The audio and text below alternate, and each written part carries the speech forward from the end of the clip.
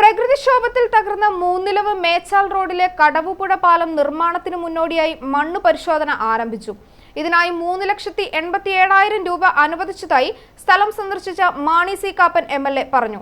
2021 പ്രകൃതിക്ഷോഭത്തിൽ ഭാഗികമായി 2022 ഏതാണ്ട് പൂർണ്ണമായും പാലം തകർന്നതിനാൽ മേലുകാവ് മേച്ചാൽ പ്രദേശത്തുള്ളവർ 25 കിലോമീറ്റർ ചുറ്റിക്കറങ്ങിയാണ് മൂന്നിലവ് ടൗണിലെത്തുന്നത്.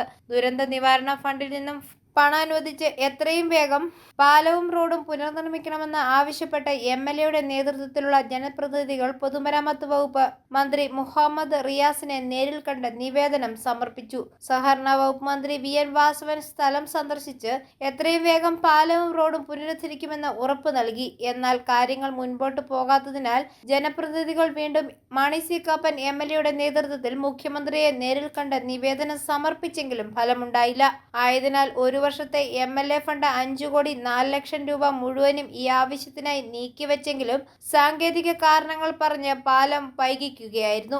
ആയതിനാൽ ബഡ്ജറ്റിൽ ഉൾപ്പെടുത്തിയിട്ടുള്ള ചില്ലച്ചി പാലത്തിന്റെ പണം ഉപയോഗിച്ച് നിർമ്മാണം എത്രയും വേഗം ആരംഭിക്കണമെന്ന മാണി സി കാപ്പന്റെ നിവേദനത്തിന്റെ അടിസ്ഥാനത്തിലാണ് മണ്ണ് പരിശോധനയ്ക്കായി അനുമതി ലഭിച്ചത്. മലയോര പിന്നോക്ക പ്രദേശവും പട്ടികജാതി പട്ടികവർഗ ജനവിഭാഗം ഭൂരിപക്ഷ പ്രദേശവുമായ ഈ മേഖലയുടെ വികസനം തന്റെ ലക്ഷ്യമാണെന്നും അതിനായി രാഷ്ട്രീയത്തിന് അതീതമായ സഹകരണമാണ് എക്കാലത്തും പ്രതീക്ഷിക്കുന്നതെന്നും സ്ഥലം സന്ദർശിച്ച മാണി സി കാപ്പൻ പറഞ്ഞു.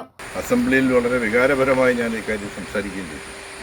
പക്ഷേ പാലായോടുള്ള പ്രത്യേക സ്നേഹം കൊണ്ടായിരിക്കാം ഏതായാലും ഈ പാലം പണിയുന്നതിന് മാത്രം എല്ലാം തടസ്സങ്ങളായിരുന്നു.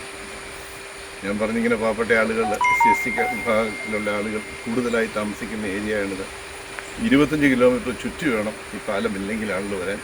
ഇപ്പോൾ കഷ്ടിച്ച് ഒരു ഓട്ടോറിക്ഷയ്ക്ക് കടന്നു പോകാമെന്നല്ലാതെ വേറൊന്നും ചെയ്യാം. അത് നാട്ടുകാർ കൂടിയിട്ട് ഇത്രയൊക്കെ മണ്ണ് നോക്കിയിട്ട് റെഡിയാക്കിയതുകൊണ്ട് മാത്രം.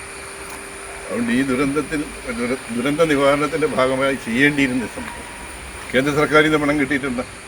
ആ പണം ഇതിനു വേണ്ടിയിട്ട് ഉപയോഗിച്ചില്ല. ഇവിടെ തർക്കം പറഞ്ഞു ഈ റോഡ് PWD ആണോ അതോ പഞ്ചായത്തിൻ്റെ ആണോ? ഈ തർക്കിക്കേണ്ട വിഷയങ്ങളൊന്നുമില്ല.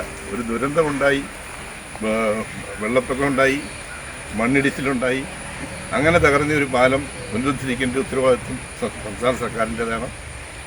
ശരിക്കും ഇവിടുന്ന് പഞ്ചായത്ത് മെമ്പർമാരും പ്രസിഡന്റും അന്നിരുന്ന 2 പ്രസിഡന്റുമാരും ജോഷു ആയിരുന്നപ്പോഴും പിന്നീട് VL ജോസഫ് വന്നപ്പോഴും റെപ്രസെൻറ്റേഷനുമായിട്ട് വനിതകൾ ഉൾപ്പെടെ മുഖ്യമന്ത്രി പോയി കണ്ടതാണ്.